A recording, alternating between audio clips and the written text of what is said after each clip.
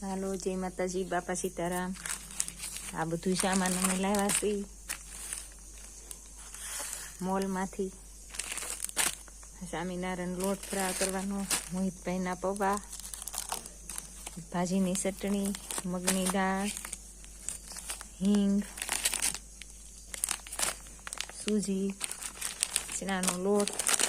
આ મોહિતભાઈને હાકર છે અડદિયો બનાવવા, અડદની દાળ, ટોપરું, પછી સાબુદાણા વેફરમાં નાખવા, મમરીમાં નાખવા, પછી ફાડા લાપસી, ચા, પાપડ, ભૂંગળા,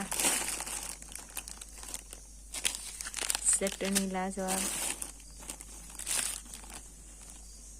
તકમરિયા, લાલ દ્રાક્ષ, કોલગેટ,